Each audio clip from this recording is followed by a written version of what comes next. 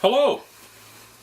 Thank you for watching. Please hit subscribe if you are not already a subscriber. That way you can be notified when I make new videos. Today I want to do a video on Rudolf Steiner. And I try to do videos on things that may not be of an abundance on YouTube. Or has new ideas or a new perspective on things. But this video is just going to be a brief information because there's plenty of information on YouTube or on the web about Rudolf Steiner. He was born in Austria in 1861, and he moved around a lot. I'm pretty familiar with him. I haven't read any of his books, but I understand what he was teaching. At a young age of around 8 or 9, he began to realize that he could see the spirit world and the material world, as we call it, or the non-spiritual world. He could see both, which most people can't. Most people living in this material world don't see the spirit world. But those who are living in the spirit world can see the material world. They see both. So he was one at a young age. He realized it was there. And that propelled him because it gives you a perspective, and it opens your mind to a lot of different things. And I'm sure his pineal gland was open at a young age, so his mind was, he was using all of it. The frontal lobe, both sides, the whole thing. Where a lot of people in society today don't use the whole thing. The average person does not. Even some of the smartest people out there may not be using all of their brain. No matter how much education you have, it doesn't matter how much schooling you have. Schooling is not going to give you the education you need to live a spiritual life, to be able to see the spiritual world that is going on around us at the same time. And that brings me to Rudolf Steiner, because he realized this, and he, in his life, did something about it. When he started talking at a young age about this spirit world that he could see, or I hate to say see because people think it's something with your eyes, which it is, but it's more of a connection to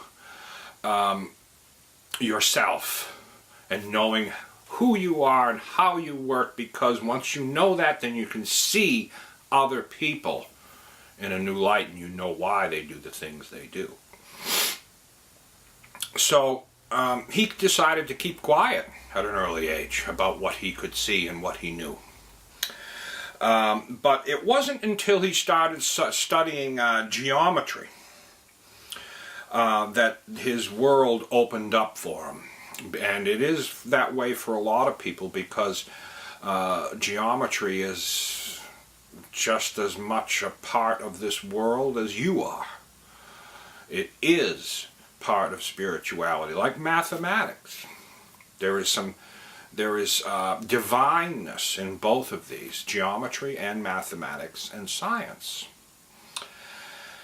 And he ended up going to school in Vienna University, and he really did well because you know, he was using all his mind. And he studied science, mathematics, geometry, and he's also an architect and a playwright.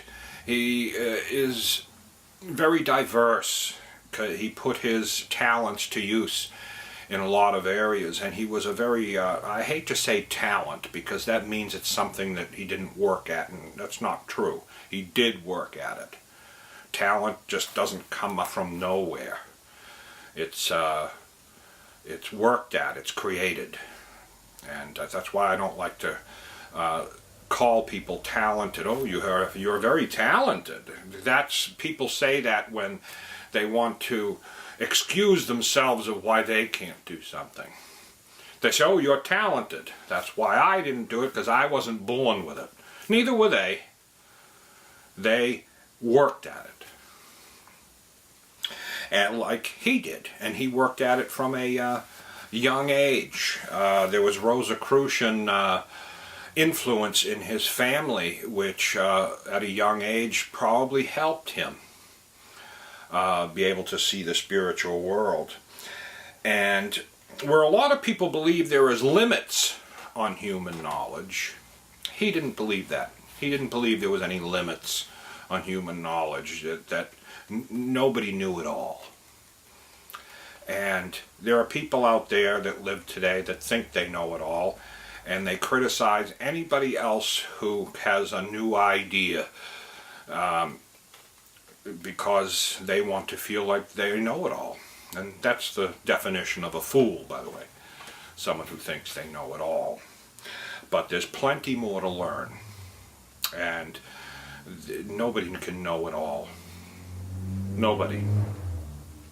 But there are some who try to learn as much as they can in their lifetime. They don't stop after school, after schooling is over, because they think they've got everything they need now. They continue until the day they die trying to learn more. And Rudolf Steiner was one of these people. He eventually coined the term, it was his term, anthroposophy.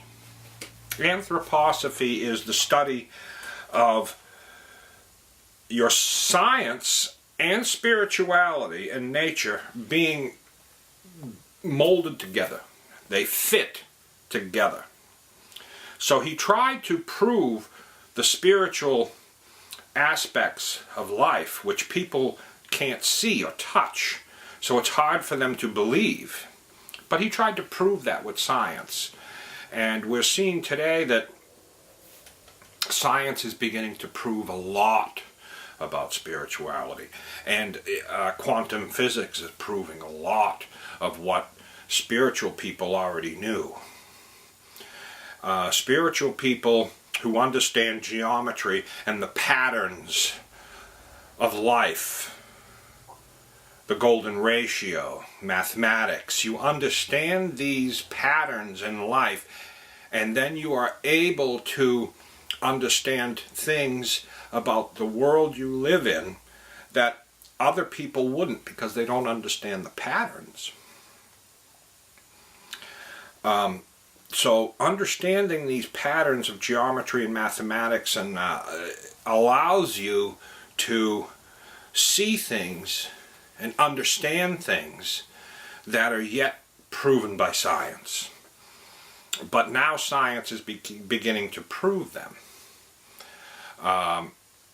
With the double slit experiment, look that up. That's quantum physics, and it's about how a particle, when separated, is still connected. Even though they can be separated and nothing connects them, they are connected. There's a communication. Excuse me.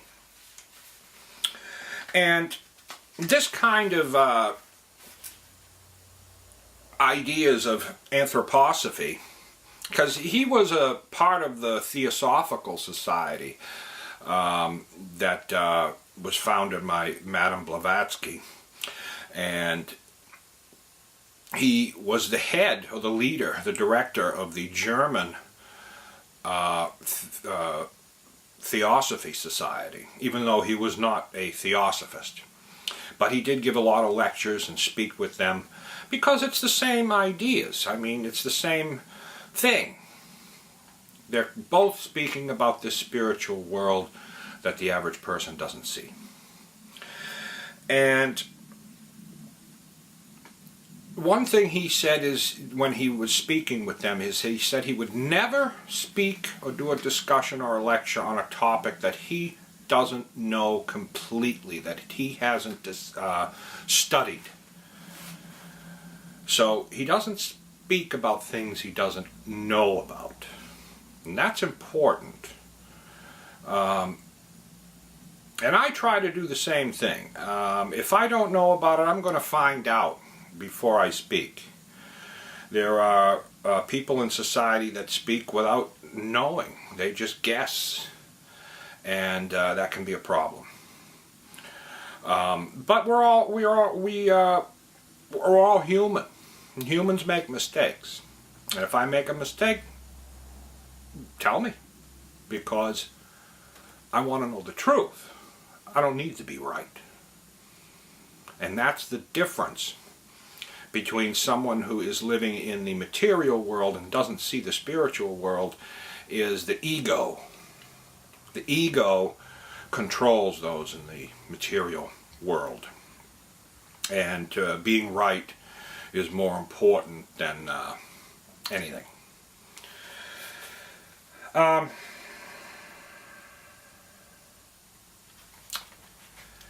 Rudolf Steiner was very, he wanted to teach this to others. And he created the Waldorf schools, which there are hundreds, if not thousands, around the world now.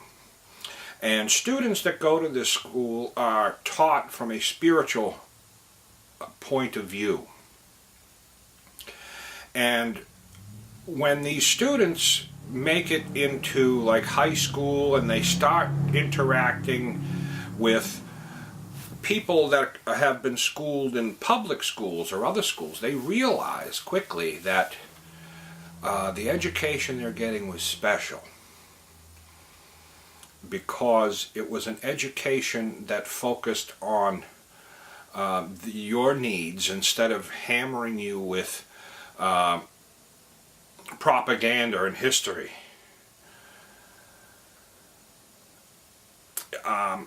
It's hard to describe the two, but the Waldorf school in the younger ages, early schooling, they concentrate on movement.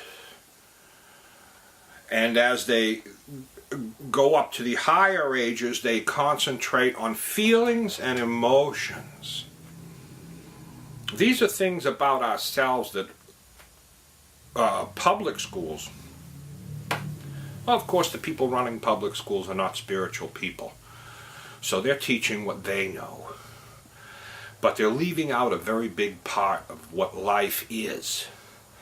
And that's what these students who go to these schools learn, is that they were blessed to have this kind of an education, because it makes them sound. They don't grow up to be in their 40s and have a nervous breakdown because they've been living lies. They know about life and how it works by simply learning about themselves and their own mind. All the answers are within. So if you examine yourself deeply, you'll understand others as well. Because we're all the same. When people say we're all the same, what I mean is we all have the same parts. But it's our experiences in life that change us into other things. So we end up all being different. But if you understand the experiences needed to create certain personalities, you know how a biker becomes a biker, and how an addict becomes an addict, and how a minister becomes a minister, because of the experiences that they've gone through. And you may think that this is very judgmental, but it isn't, because there's always two sides to the story. Not every minister is the same, not every bike is the same. And we understand that. And Rudolf Steiner died in 1925. He started with the Theosophical Society in 1900, and in 1925 he died. So in that 25-year period, he started the founder of the Waldorf schools, and he did a lot in his later life to help and educate people. He wanted to share the knowledge that he had with people. And online you will see that there is a lot of videos from the Waldorf School and lectures from people there, and I highly recommend that you watch them, because there's a lot of interesting things from all kinds of subjects that are not taught in regular schools, in public schools anyway, because they're too controversial with people, like astrology and psychology. So that's an overview of who Rudolf Steiner was. If you want to know more, there are plenty of videos online that will tell you basically all the same things I'm telling you here. But I wanted to touch on him because he was very important. And I'm also going to do a video in the future on Manly P. Hall, because he is also very important. Manly P. Hall is the mystic and teacher of the occult sciences that there is. So I want to thank you for watching. Please subscribe, and you have a great day.